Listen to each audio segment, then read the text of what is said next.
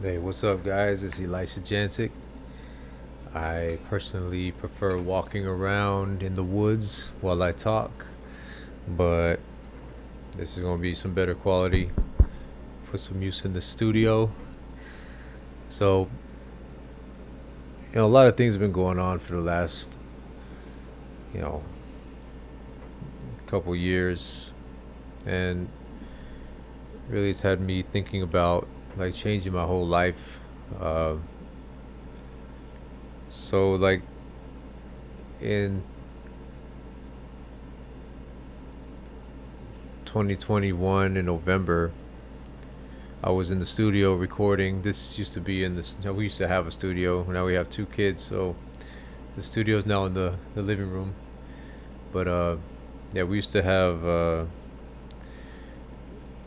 You know, my goal was to. We had a song. My best friend Kevin Rodriguez in Texas. The night that I was recording a song or my verse to a song that he wanted me to hop on with him and his producer. Um, the night I finally got into the studio, my own house, finally was basically sober enough to record the verse. That was the night that he passed away. So, um, a couple months later, my boy David LaPietro Salgado is his real name, but his adopted name is LaPietro. Uh, David hit me up. He's like, "Hey, let's start another call center," which we started a call center in 2008, and that's what really started me on a life of marketing and sales, which is was life changing. Just working with him, he was an incredible prodigy when it comes to negotiations, sales, and it was supposed to be our next run, and then literally like a couple months after K Dog, he passed away. So it's been like you know $1 million deal after the other. Everything that I've been trying to do has not worked out for one reason or another, and maybe I could go into that later. But so that, coupled with being attacked by the cult that I used to be a part of, my firstborn son Ezekiel is still in that cult. He's being groomed to be hopefully not a predator. I hope that he's never been hurt. And you know what I mean by hurt. But his mom is just basically feeding him to that beast, and I've told her my experiences and the experiences of others, and you can see them on the videos that I've posted before. But um, before my son, so I have two babies with my wife, Elijah and Enoch. Elijah is almost 2. He'll be 2 this month, um, on the 24th. And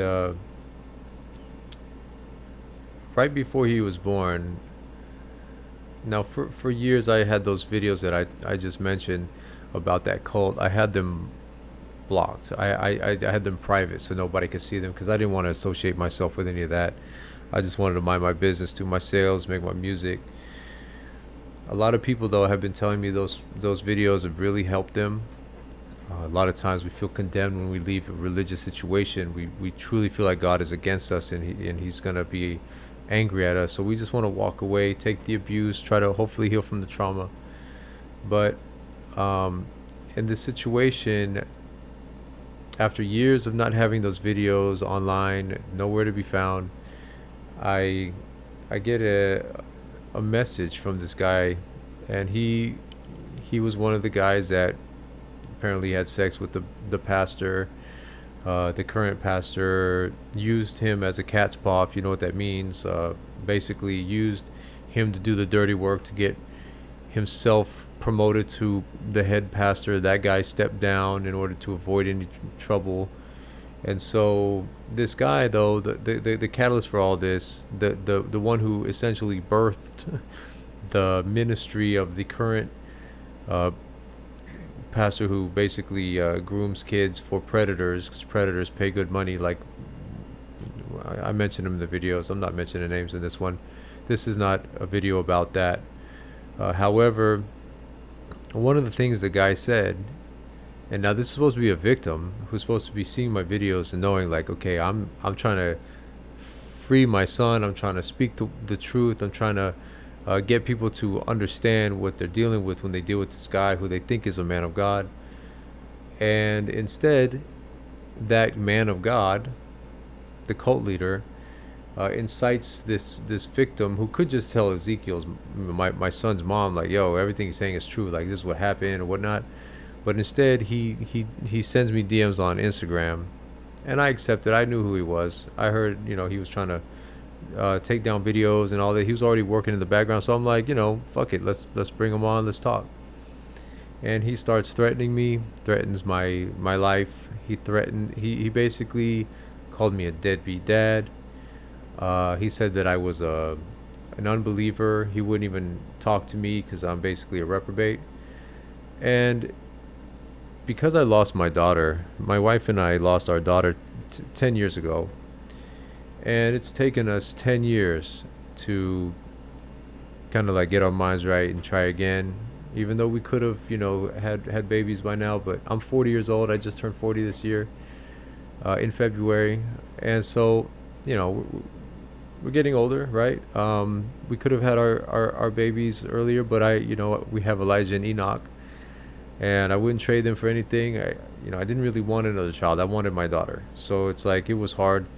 But before Elijah was born, I just wanted to just keep my head down, get ready for his birth. I wasn't really willing to be too happy, too excited, just hoping for the best, hoping that he was healthy. And this guy stuck me with all this, you're a deadbeat dad, and you're this and that. And like, really, it was in my mind, in my heart. And so I just unblocked the videos. I made them public again, but I started to think like, I compiled all my writings that I used to write about what I saw and the reason why I, denounced the doctrines that they say about Jesus. And I didn't know this till last week talking to AI. It's called Christology. So apparently I'm a specialist in Christology because that's what I studied. And that's what helped me out of the cult. But in so doing, I got attacked and all this. And then I realized, like, the very pastor who stepped down, he cursed me, but then he changed his doctrine and started teaching about Jesus in a way that mimicked the language, not the belief, but the language. And I'm like, my son in the church, Ezekiel, he's never known any of this. I've never talked about it. So I compiled all the data that I had, and it's hundreds of pages. And then my son Elijah was born. He's healthy, he's happy, I'm able to be there every day. And just the thought of being called a deadbeat dad by a cult member, it was, whether or not, some people have said, oh, he's a victim, why'd you mention Andrew, whatever. But a lot of people are victims, but they don't end up, being abusers, right? So with that, I decided to maybe look into it. And I'm kind of like, I make music, but the music isn't really like the meaningful part of my life. I've just been like quiet, and like kind of like in the scriptures, it's one of the prophets. They're like, there was like fire in my bones, and instead of like getting at it, I was going the other way, and I ended up in the hospital this time last year. Took it really hard that my two closest friends, closest brothers passed away, and I just couldn't get a grip on my life. And this year, with the birth of my other son Enoch, and like I have a neck injury, so like I've been ignoring it for a long time, but it wasn't until like the physical pain, it overcame the trauma that's inside of me. I couldn't move for 8 days. I literally was laying in bed. If my wife didn't feed me, I wouldn't have eaten. I especially injured my neck, so I have surgery coming up to fix my neck. I got a shot in my neck. I'm taking pills, whatever, to But I just been thinking about life. I've been thinking about my kids. I've been thinking about the future, and with all the things that are coming in the future, uh, I just couldn't. I realized, like, I'm not in this. I wasn't in the studio when this was all in the studio with the walls treated like a full studio. I wasn't in there. I was in my head, in my trauma, And one of the things that uh, David used to tell me is like, hey man, just keep talking about, mental health. Keep making videos. And he said that they've helped him, and he was a dear friend, he was a brother to me. We weren't always on the best of terms like brothers, but we loved each other, and we were really close before he passed away. And I'm glad that we took the time to reconnect. He was in Oceanside, I was over here, but we took the time to come see each other. And the last time I talked to him, I told him I loved him. He told me he loved me, and that was that. So with that, like, my heart has been basically just screaming to start making this the content to, base, like, essentially, like, who are you to dot dot dot, right? That's the thing that, the cult used to say to me, like, who are you that God would give you this revelation of the identity of Jesus? um and I think about it, I'm like, well, who is God that he would give me the revelation? Who is God? Because this whole time I've been thinking about, who am I? And I'll make a video about really what turned me to, like, realize, like, it ain't about who are you. It's about, if God called you, you get up and you do it, right? And I'm not trying to be a teacher to you guys or a saint. I'm not gonna pretend. However, I've been under a pastor who ended up being a pedophile. I saw him literally raise a guy off the street, a motorcyclist that got hit. I saw his body straighten up. I saw him come out of this, like, he was going into this convulsion. His eyes were in the back of his head. He was about to swallow his tongue. His arm was stuck in the air. And this pedophile, this monster, in the name of Jesus or whoever, he started rebuking spirits. It was first, he started rebuking spirits as if he could see them. And the guy, his arm fell, his torso straightened up. He woke up and he's like, what the fuck? And I saw that. And because of that, I went down a very dark path with this guy. So, I mean, who is he, right? A lot of times we follow people that promote themselves and want to be the head of something. And personally, I don't. I don't want to be the head of nobody. I'm not a pastor. I'm not gonna be no pastor. I don't want to be. But I do have a message, and the message is simply this. I believe that Jesus is literally the Son of God. Literally. And this week I went and bought all this, I'm not a podcaster, like, I do music. So, but this week I started getting into these Trinity groups or theology groups, oneness, Unitarian, Arian. Like, this is my Bible, right? Like, I haven't opened this Bible since my daughter died, because I was busy arguing instead of, I was still trying to win I was still trying to regain fellowship with the cult that I was in. My daughter was born. They cursed her.